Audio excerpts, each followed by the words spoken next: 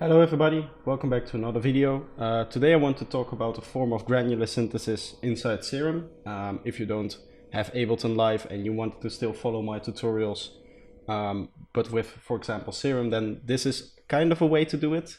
It is a form of granular synthesis, and it's not as in-depth as what you can do inside the simpler sampling tool, which is in Ableton.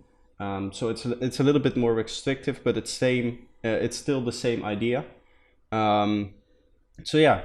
Before we actually get into the video, I have a small announcement to make, and that is that tomorrow I will be doing a very long stream to celebrate my birthday. So that's the 4th of June. I will also post a community post on this YouTube channel, so if you're subscribed here, you can catch that as well. And I will do basically some feedback and just overall production. I've been working on stuff for my upcoming EP a lot lately, and that has been going great on stream and off stream as well. And I wanted to kind of motivate myself a little bit, and the birthday was a nice occasion to try to force myself to kind of stream for a little bit longer and get some more work done and stuff like that.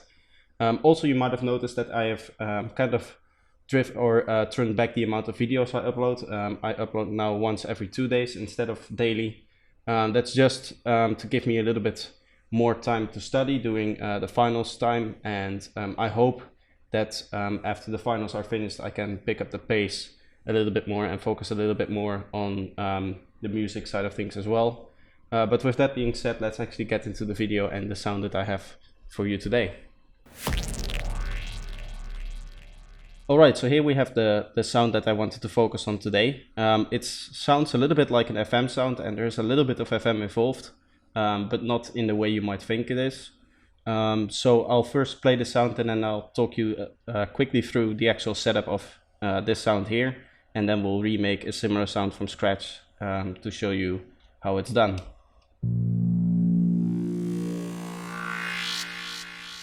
So it sounds a lot like one of those, FM with a bandpass on it, kind of opening, sweeping things. But there's a little bit more interesting stuff going on, especially in the stereo field, as well as in the spectrum overall. So let's actually quickly get into the patch itself and how it works. So as you can see, we have two waveforms here, and these are the same actual waveform that we have. But you can see that the wavetable position for them are slightly offset here. Now that I actually moved the wavetable position, that's no longer the case. This was there. So you can see that there's a slight difference in wavetable position. And we're also panning this slightly to the right and slightly to the left there. And that's giving that different stereo field kind of feeling, because they're kind of offset a little bit in terms of the wavetable position in the right ear versus the wavetable position in the left ear. And so that gives that neat little texture you hear towards the end, in the high end, where it kind of feels like it's wobbling back and forth between the left and the right channel. So let's actually go over how you can set this up. So as I said, this was based on granular synthesis.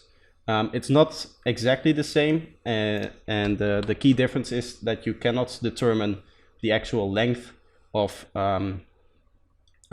each cycle that it's making, so that in the simpler terms, if we open up simpler, which is how I did it last time, you cannot actually use this parameter. This will be fixed once we actually do that in Serum. So let's now open Serum and show you how it's done.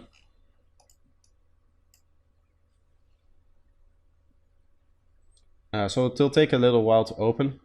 So what I did is I went through some of my loops. I believe I went to, for this sound, I went to the breakbeat loops in the Cashmere Volume 3 pack.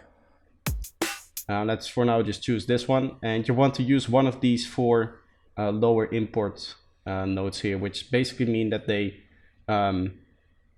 using an algorithm with a fixed value here. I don't really know what that value stands for. A lot of people say that that's in samples. But I don't believe that, as the FFT before that means fast Fourier transform, which shouldn't really have to do a lot with actual samples. That sounds a lot more like filtering. So I believe this is some kind of algorithm. I don't know the inner workings again, but it doesn't really matter. I'm just going to drop this here, and you will see we have basically the waveform cut up in different slices there. But you can see it's kind of all the energy kind of stays here and here towards the end, and there seems to be a lot less going on here in the middle. If we scroll through the waveform, you can see that this is always silent and the rest is kind of moving around it. So there's definitely some interesting stuff going on, and it doesn't look exactly like it's just chopping up the sample in slight pieces. But what I do from here is actually we go, let's say we are going towards this part, and we'll remove the majority of what we have there, and maybe we'll remove some of these in between these silences as well. So we'll go to these and these, and we'll just remove them, and then we can just spectral crossfade between the wavetables. And then finally what I like to do is gain stage them separately. The reason why I do that after I morph is then it will create the actual tables in between as well, which just looks a bit nicer in my opinion. If you open it up, it's a little bit harder to work with if you actually want to you know, go in and change some of the tables around. So you might want to keep a copy of of the loop before you actually do that gain staging. Maybe save it as a wavetable somewhere. Now that we have that, we can copy it over to version B, and we basically have the setup that we want. So now what I like to do is just slightly turn this up and then set macros to both wavetable positions, and then set this to a value so that the whole value is covered for both of these ranges there, and we don't end up with one kind of overextending. So I'll set them to 70. You can see both of them end before this final endpoint there. So then what I also like to do is add a little bend mode here and just give it, let's say 40% for both of them. Now this is completely optional, and I'll show you why I'm doing this in a little bit.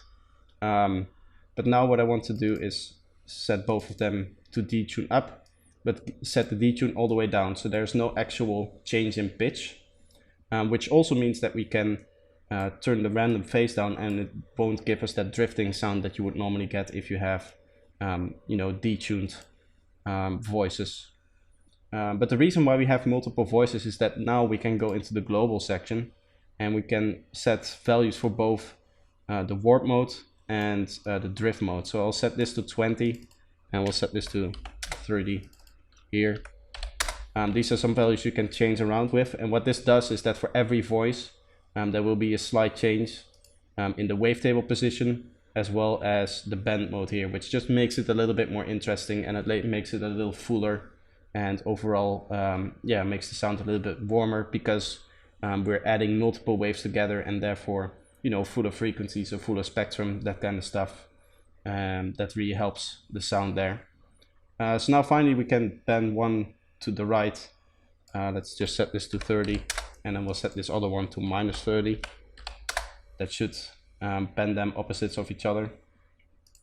We can add our bandpass here. Let's just set it up so that it has a bit of fatness, a bit of resonance. Basically the normal stuff for an FM bandpass sound. And then we can just draw in our note and have our filter cutoff kind of open up over time here. So this sounds like this now. Obviously it's too high of an octave, so if we turn it down to the bass register here, which is the 0 register in Ableton, you can hear that now it sounds a lot better. But it still sounds a little bit static, and it does not have that movement which we had in the other one. So to achieve that, we can modulate the wavetable position as well, which will start making all those changes in the waveform and giving it the texture that we want. So that's a cool texture. Now you can obviously put on your reverb and your delay and your sidechaining here. Sidechaining isn't really necessary because we don't have anything to sidechain from. but this is from an older project, so it still had that on there. It's actually a project I worked on stream lately. And yeah, so now this is what it sounds like.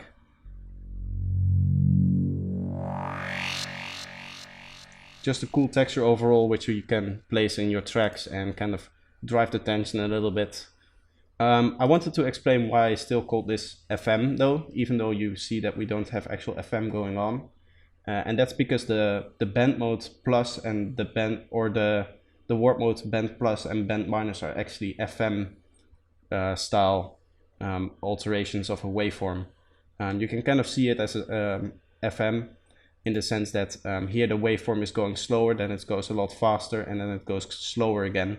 So basically in terms of FM, that would be a sine wave kind of doing that kind of modulation and therefore squashing the waveform together. Or in the case of the minus mode, it will start out high with the waveform going very fast, and then it goes slower and slower, and here you can see it goes very slow and then it goes back up faster. So you would have that kind of modulation over this waveform in terms of FM. So that's why I would call it FM.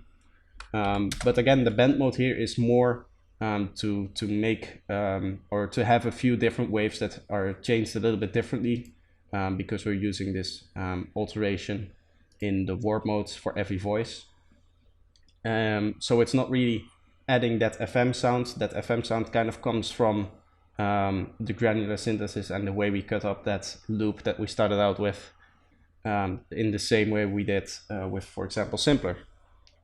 So that was the sound that I wanted to show you for today. I hope you enjoyed the video. And again, as I said, tomorrow there will be a longer stream, so hop on or hop over if you can. There will also be a community post on the YouTube channel when I'm live. And I hope to see you guys there and talk a little bit, talk about production or whatever you want. So yeah, that's going to be the video for today. If you enjoyed the video for today, then leave a like. And if you're new here, feel free to subscribe. And I hope to see you next time. Bye bye.